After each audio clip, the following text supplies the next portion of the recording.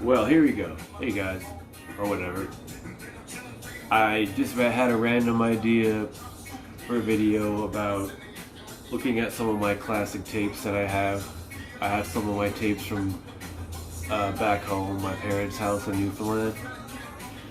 So I still got a lot left there, or not a lot left. This is a decent amount of what I have.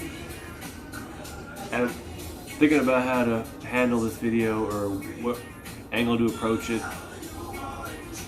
First I was just gonna pick up random stuff and be like, yeah, but then I was looking at my evolution of where I started listening to, what I started listening to first, and then what I transitioned into. So I thought it would be more interesting to, not that any of this is interesting at all, but to just look at the stuff I was listening to earlier based on what I have tapes of. Because there's tapes I used to listen to that aren't even here, but I thought it would be cool to show a tape here that I owe a lot to. This tape right here that I might show it backwards, I hope not. This is one of the first rap tapes I ever owned. Run DMC's Tougher Than Leather, as you can see. I first heard this when my brother brought it home from the library. And I already liked Mary Mary. I remember hearing Mary Mary and thinking that was a cool song. And then I heard Beats to the Rhyme, and I just flipped out when I heard that.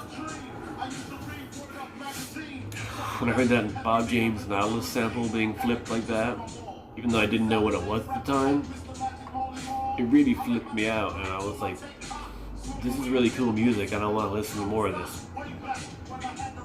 So this tape is a huge influence on how much I love rap nowadays, which is a lot.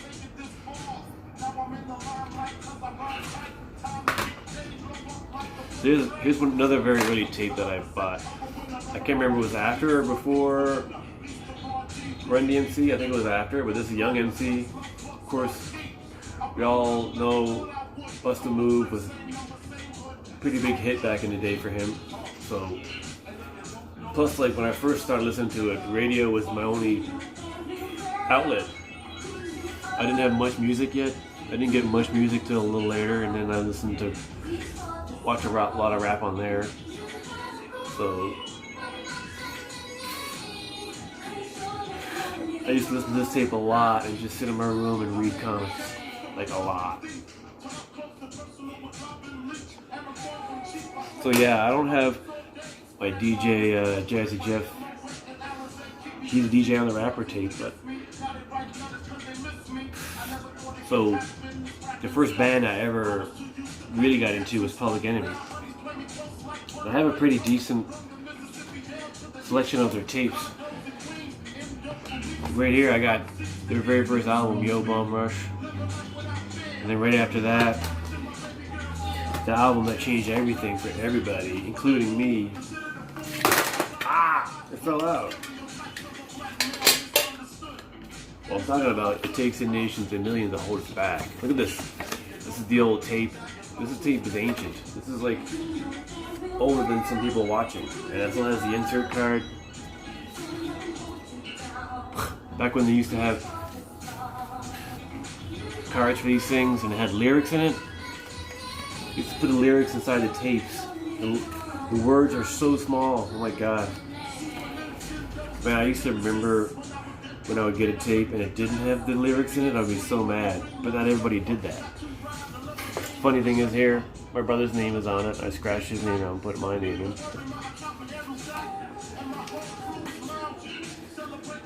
As you can hear some 90s shit in the background, just playing some YouTube stuff. Couldn't play, I wasn't going to try to play music through my phone and then record on it. I don't know if I even could, so. Yeah, it wouldn't let me do that.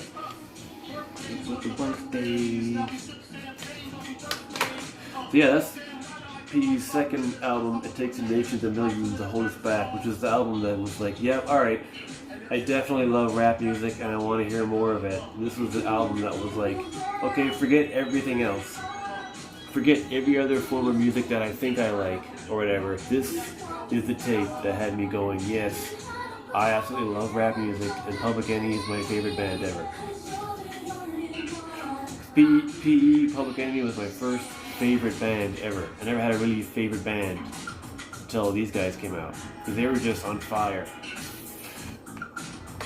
After that, they released Fear of Black Planet, and I love this album too. It's actually my favorite Public Enemy album, and one of my all-time favorite albums, period.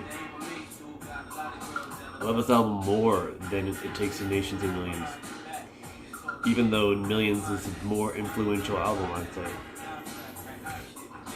But this album was a big deal for me too. Then they followed that up with another classic. They were just dropping classic after classic. Apocalypse 91. This was 91 was such a great year. It was the year when Public Enemy and Michael Jordan were on Saturday Night Live, back when I was watching Saturday Night Live all the time. And how cool was that? Jordan was the host and PE was the guest. Crazy. Then they followed it up with Greatest Misses, which was a little weak because it was like half new shit, half remix, which is kind of weird. Like they got a new album, but they don't have enough songs on it for something new.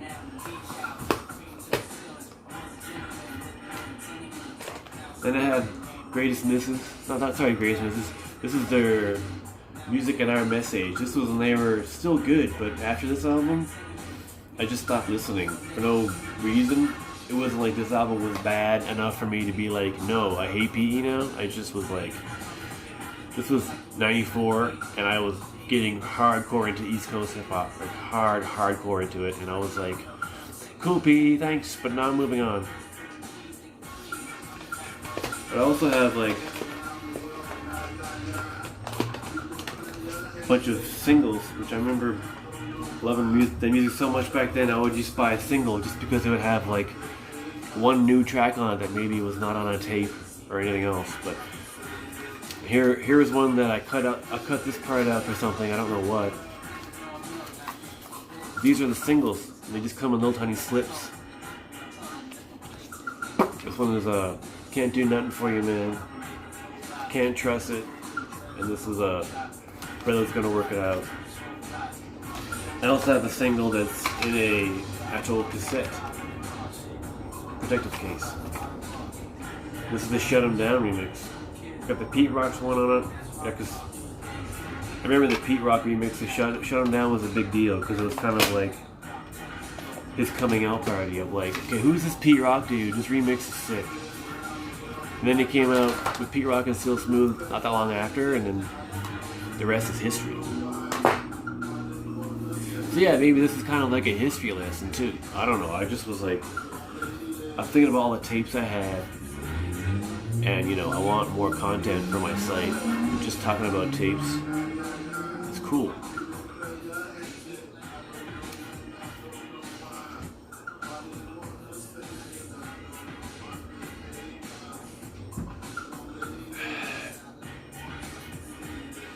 So, I'm just winging this though. I'm just going to edit this part out. Oh yeah, here we go. This is a big one. Maestro Fresh West. This was huge too. In 1989, I was in junior high, and Let Your Backbone Slide and Drop the Needle were on Much Music a lot. Drop the Needle was like one of my favorite songs and music videos ever. But this Maestro Fresh West is like the first Canadian hip hop act to like make any kind of noise at all. Like he was the first big one, and he did well in the States too, which is like a good thing for a Canadian artist to like do well in the States. So for a Canadian hip hop rapper in the late 80s to be heard in the States at all is pretty sweet, and I think he went gold there maybe. I might not be, I'm not sure if that's correct, but Or maybe he went gold here, because I think gold standards in the States are different than Canada, I forget. This is his first tape. I don't have... The only other Maestro tape I have, this is 94. Nah, this kid can't be from Canada, which is actually a really good album, though. I like this album a lot. This came out in 94.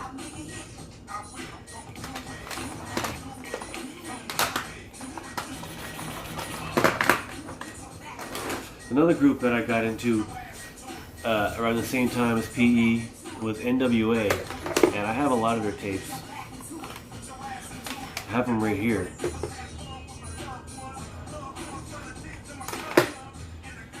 They only have like 3 or 4 albums total as a group, like 3 regular albums, but I don't have their very first one, back when they called themselves NWA and the Posse. But I do have this, and this is one of my all-time favorite albums. NWA's Straight Outta Compton. What an album. Like, this came out in what, 88? This came out the same year as this one, Takes the Nations and Millions to Hold Us Back. So 2 humongously impactful albums come out in 1 year. And this one's all about political rap and hardcore rap. But this one's all about real life on the streets of Compton. What it's like to be black and be harassed by the cops and having to sell drugs to get by. And it was like such a huge album. And I think as a kid, I just liked it because there was swearing in it. So I'm like, I'm thinking I was cool because I like music with swearing in it. But it's still a really amazing album. It's so raw and in your face. And it's the absolute godfather of all gangster rap music. Gangster rap, as it exists today or used to, all owes it to this album. As what I say. Some people wouldn't agree, but to me, NWA's Straight Outta Compton is the godfather of all gangster rap music. Then I remember they released this weird EP, 100 Miles and Running. It was weird because it was like, I think this came out before their next album, which I have as well. And it's just like, it's literally just like, yes, 4 songs, 5 songs in the entire album. 100 Miles and Running, Just Don't Buy the Surprise. It's 5 songs on an entire tape. But man, did I love 100 Miles and Running though. That song was just so cool. But then they followed up with their last full album, Niggas for Life. The tape's all cracked up, as you can see. It's like, makes it more classic. I want to put all these tapes in something. This was their last album, 91, because then Dre left and we all know what happened with him. He blew the F up. This is a really awesome album, I love it too. Just not as much as Straight Outta Compton. I'm trying to again do this in kind of the order of how I started listening to stuff. Here's another single. This is this one's strange because it's like, this is like really old. This is like, it says 89, but the cover is kind of like pre-Straight Outta Compton days, I think. I can just tell with the cover, they're kind of like not fully hard gangster yet. Even though Easy always is, because Easy's just straight gangster all the time. But it's like half NWA, half Eazy-E. It's like an NWA song and then an Eazy-E song. It's Boys in the Hood. They're saying it on here that it's an Eazy-E song, but I don't know, it's both. But Dope Man too, I love Dope Man. Snoop D, Double G. Yeah, singles were the shit. Like, I even still bought them on CD for a while.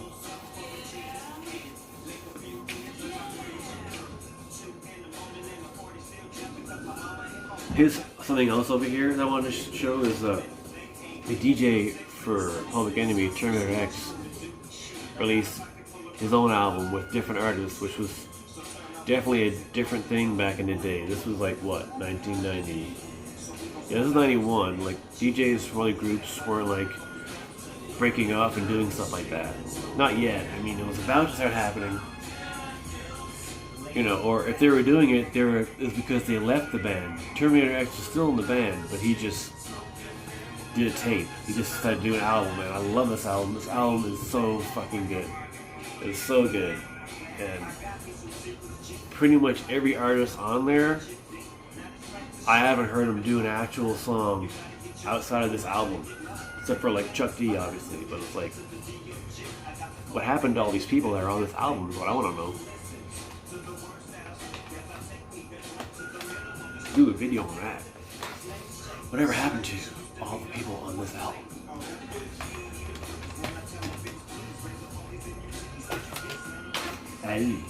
But yeah, I started transitioning more into like other stuff. Like I was getting into the harder stuff. I guess the hard gangster stuff. Like another one here that I love, Ice-T's original Gangster, 1991. Like I'm doing my best to try to do this in the year as they were like the years. Because I remember getting into like the LA West Coast gangsta shit for a while. But then moving over to like softer stuff and then the East Coast stuff. And this was Ice-T's best album. No question at all. Absolutely no question. This is Ice-T's magnum opus. Spectacular album that he never even came close to being as good as before or after, I don't think. In my opinion, but.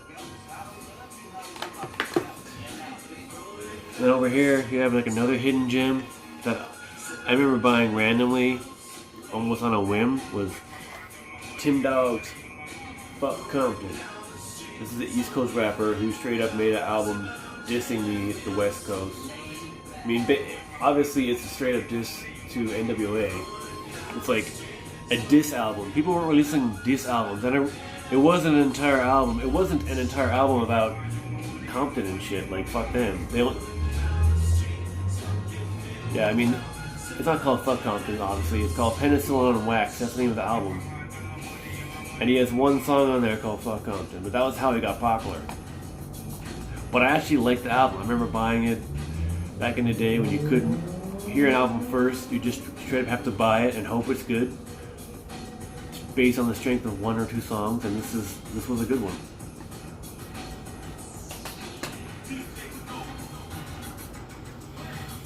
So then,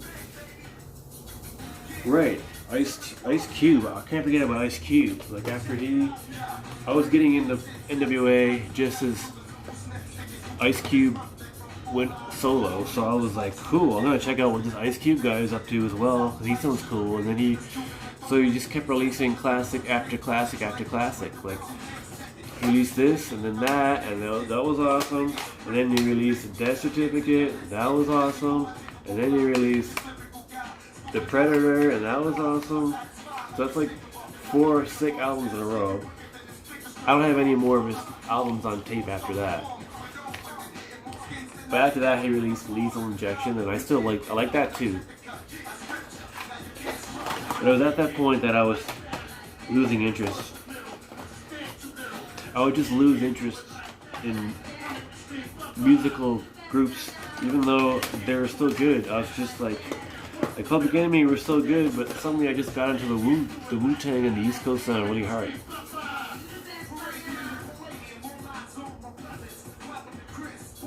And let's see. So yeah, after Public Enemy and NWA, I was starting to transition more into the softer stuff. Also wish I want to show you another tape. I wish I had number 2, but this is Rap Tracks 3. Rap Tracks 2 was a big album just because of like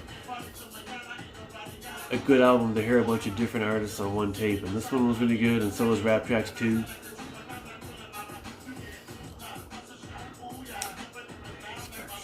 Yeah, I wish I had Rap Tracks 2. I like that one more, I think.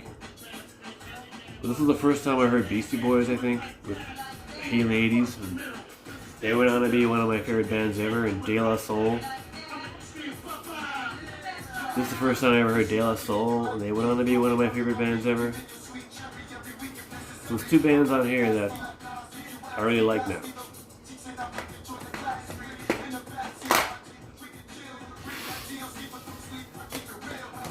So yeah, De La Soul, as I just said. 3 Feet High and Rising from 1989. Such a classic album, just because it was like 89, 90, it was like the height of gangster rap. And then these guys come out with their like super soft, like quote unquote hippie rap, as they recall, with their like flowers and their funky hair. People are like, who are these guys? They're like hippies. But I love this album, and it got me into De La immediately. And at the same time I was getting into De La, I was also getting into Tribe Called Quest, of course. Also one of my all-time favorite groups. I don't have their first album on tape.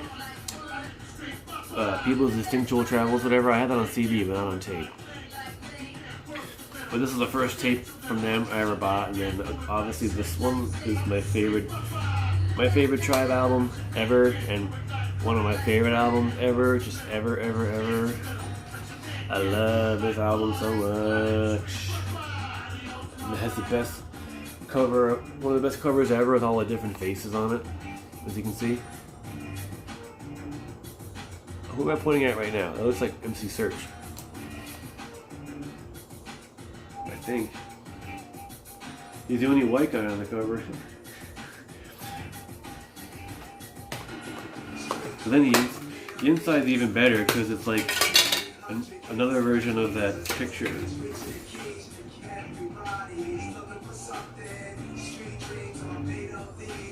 Yeah, they had like another one here with just the faces, but it's not the same faces as on the cover. These inserts, man. Just some randomness covered in that stuff.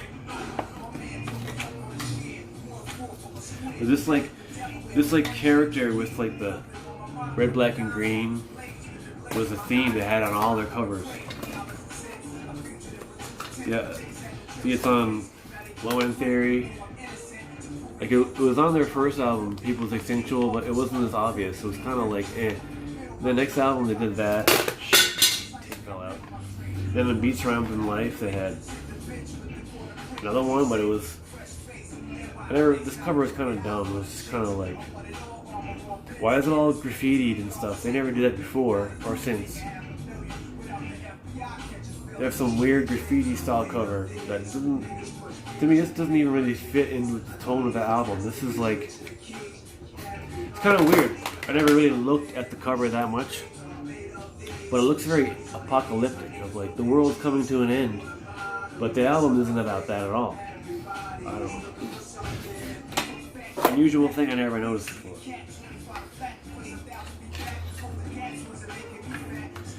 Then we hear Nas on the radio. Or on the, we'll be talking about Nas later. I don't know if I'm doing one big long video or just going to cut it up.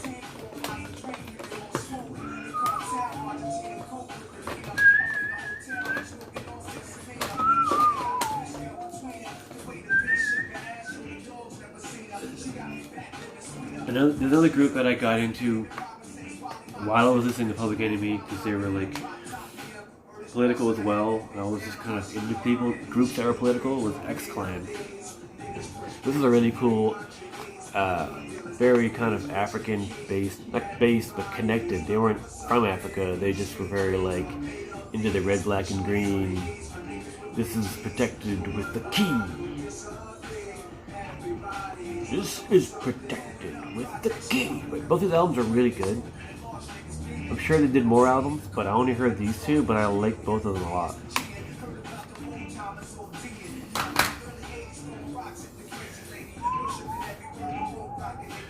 Here's another group that kind of I got into because of Tribe and De La, because they're all kind of part of the native tongues. Actually, I don't know if leaders of the new school, native tongue family consists of De La Soul, younger brother, yeah. According to the beginning of this album, they're not in it. But both these albums were kind of De La Tribe connected. And this album specifically I love a lot. Like, this is really good too, but this album I love so much. Black Sheep's debut album, A Wolf in Sheep's Clothing. Just a great album all the way through.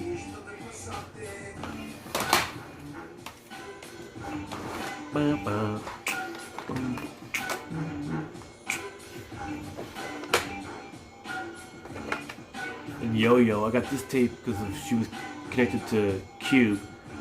He was like having his own artists, and Yo-Yo was one of them.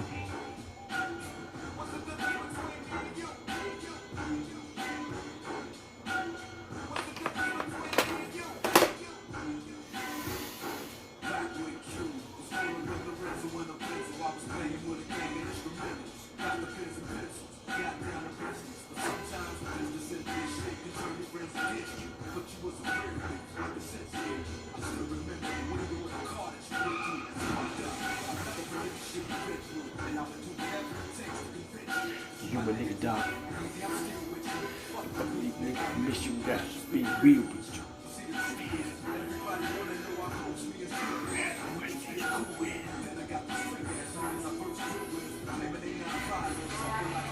Alright, we're just gonna make one big long video.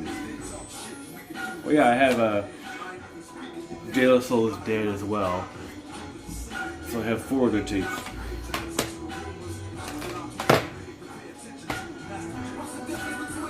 Another hidden gem from the 90s is the Afros. This is like the only album they made.